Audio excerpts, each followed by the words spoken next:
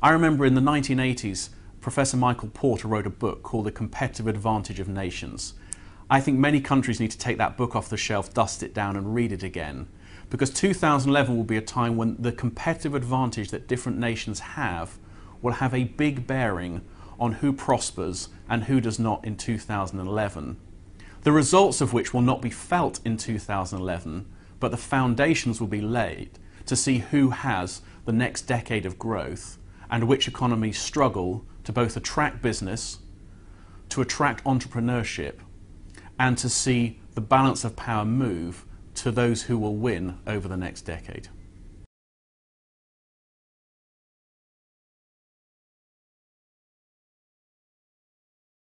It's argued that in 2011 the world will become more complex, more interconnected and more unpredictable. And understanding how we assess that risk will be a key requirement of companies going forward. Now, how do they build resilience to that? They build resilience in two ways. The first one is the diversity of event-based risk, so that we have multiple manufacturing locations, we have multiple logistics operations, we have secondary backups for our IT infrastructure in other geographic markets that rely on multiple vendors for telecommunications links. We diversify our revenue base across customers, industries and geographies. So the first thing is not by looking at a 10% movement of a particular risk, but an assumption that we will see event-based failure. We manage our risk process based on events. The second thing we have to recognize is we can't build in all the resilience to the nature of the connected world going forward. So we must build in a clear understanding of response.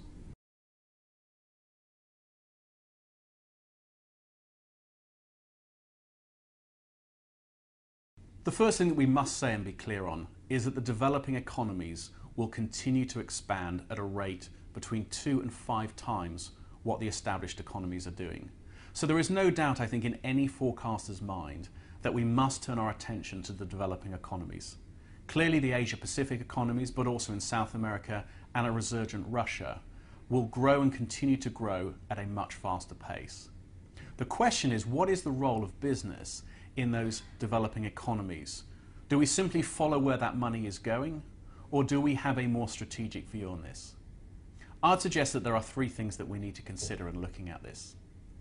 The first thing is that many of those economies are growing because they are manufacturing or producing or providing services for the old economies. What business must look and do is to help drive the consumer demand in those growing economies. Only when China and India, only when Southeast Asia and South America have healthy, strong domestic consumer economies will they be able to fully play their part on the world stage, and will they become contributors in a significant way to the global economy. So the first thing that businesses need to do is not just look to those locations for low manufacturing bases or for cheaper resources or even for places of innovation, but actually they need to look to those economies as marketplaces and do all that can be done to trigger consumer growth and wealth creation in the domestic economies there, so that those economies themselves become significant marketplaces in the world. The second thing that continues to cause concern for business leaders is in trading in those economies, is there the right financial and legal framework in order to do that? And the more that can be done to bring in best practices, to bring in advisory networks, to bring in regulatory compliance that is consistent and commonplace with the way that the old economies operate, the faster growth can happen in those. And certainly business has a substantial role to play in bringing in the learnings of 100 years of business into those economies. And growth happens when there is a sense of certainty and reliance on the processes on which underpin those economies. We need to see that that resilience is there, so that there is an investment mindset in the global players in the marketplace. The third thing we need to be able to do is to ensure that the big global players can rapidly deploy in those developing economies. So we can no longer be in the place where going into a greenfield country, which may be a major economy, we can allow a 3-year startup plan, we can build infrastructure, we can deploy the business model. companies need to be able to go in and within 60 to 90 days be operating to the same level of efficiency and effectiveness as they have in their historic markets. And so being able to bring to bear that ability to deploy quickly, effectively, to bring market knowledge will be a key differentiator for businesses that can make a difference to the economy in 2011.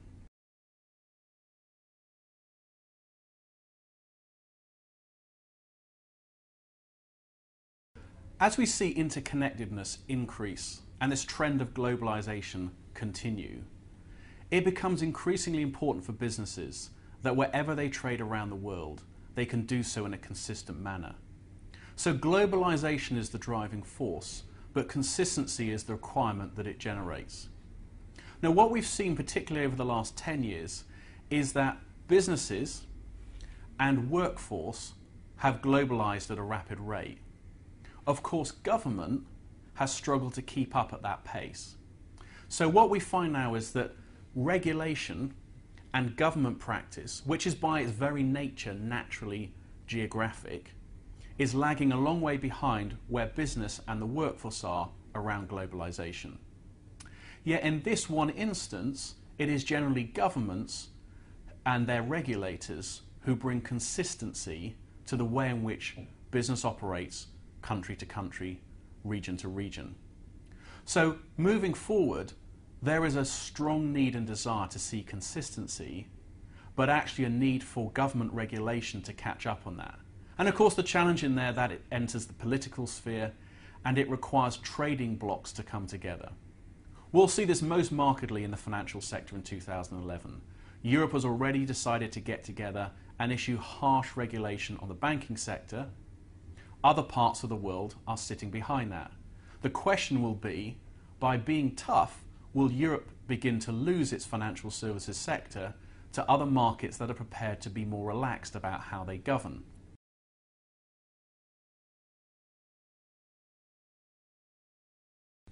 If you look over the big companies over the last 20 or 30 years that have disappeared off the face of the earth, the reason has been because they did not take a sustainable view to their long term. I come back to my 4 bottom lines. Financial is often a consequence of how we address our position in society, our position with regard to the environment and health and safety matters, and our position with regard to people and their ongoing relationship with the firm in which they operate. It is generally these issues of legal and governmental compliance, of risk assessment, of people management, of health and safety, of integrity, that have been, when overlooked, led to the unsustainability of business.